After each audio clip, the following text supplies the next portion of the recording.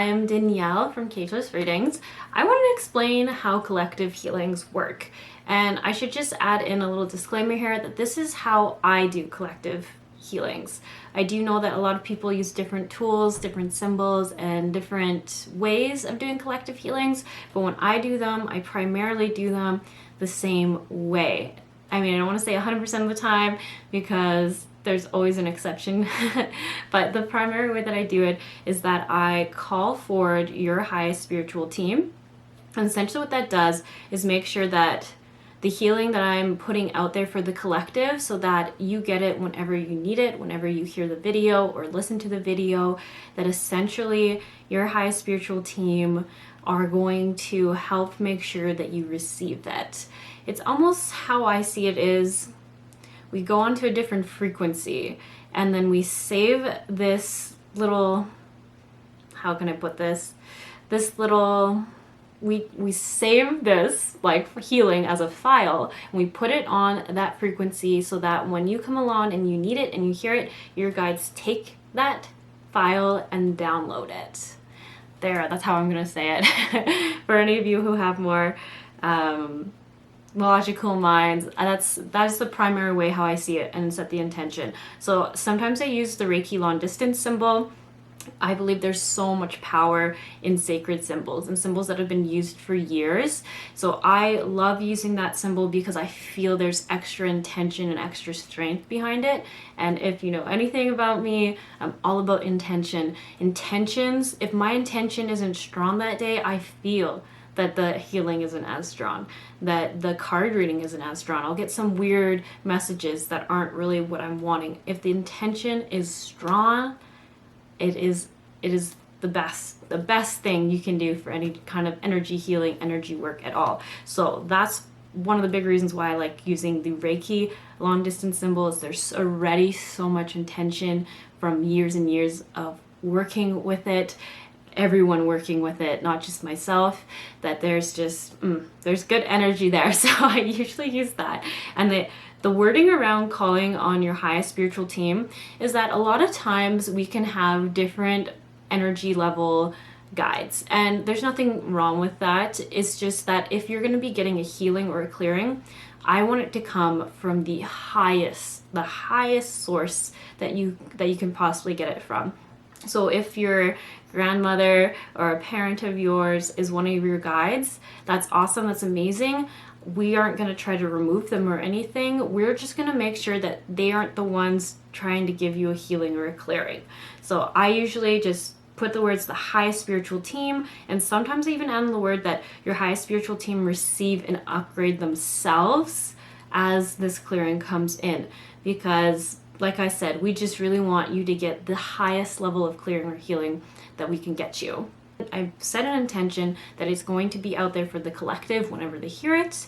So like I said, I essentially go into a space where I would go in whenever I'm doing energy healing on anyone, whether it's Reiki or we're doing past life work or soul retrieval, any of those things, Akashic record stuff, yeah, any of that kind of stuff.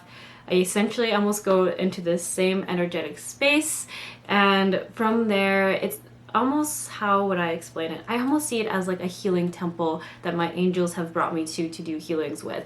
And it's, I'm trying to think how to explain this for people so they don't think I'm too crazy.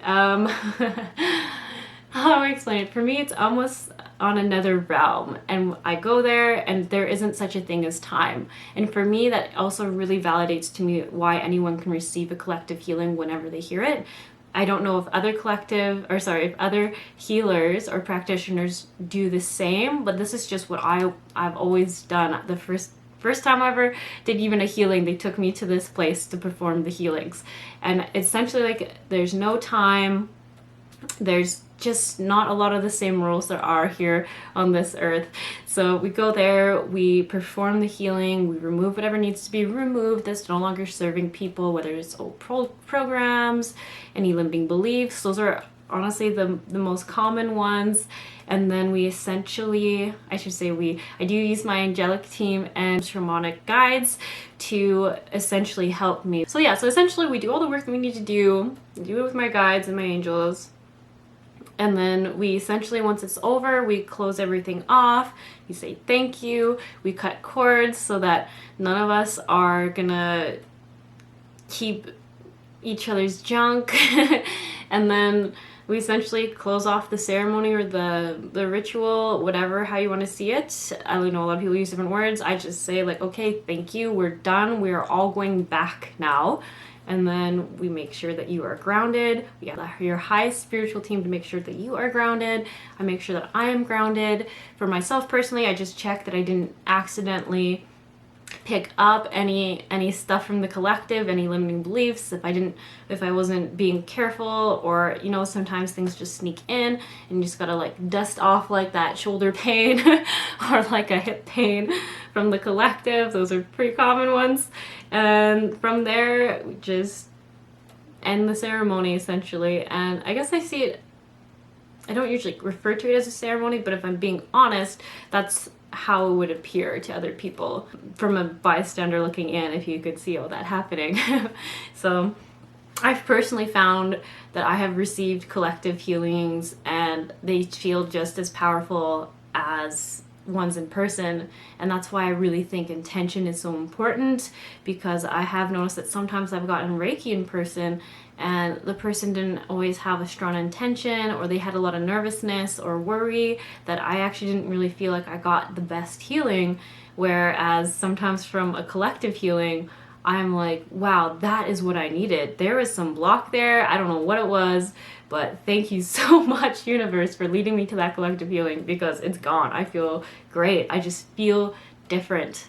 I feel lighter. So that's what part of the reason why I'm also putting them out there, is that I've gotten so much benefit from collective healings that I would love to help out where I can with that.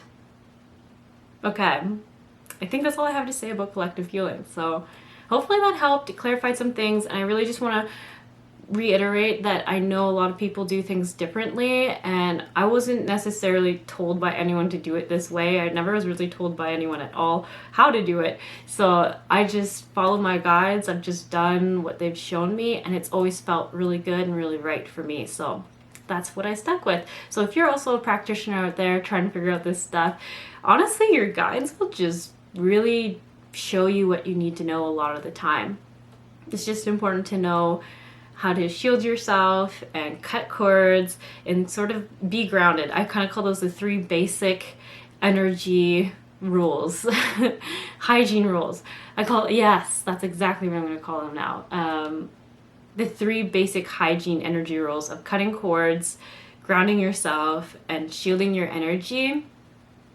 And if you know those, your guides usually can show you the rest.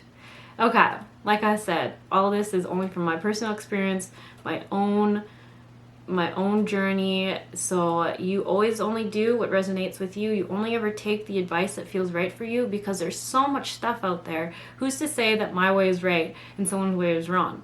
I think there's just thousands of different ways of doing it, and know yourself. You'll just know what feels right for you, what works best for you. Okay, that's all I'm going to say about this. So you all have a good day, evening, or morning, whatever it is for you, and I'll catch you around.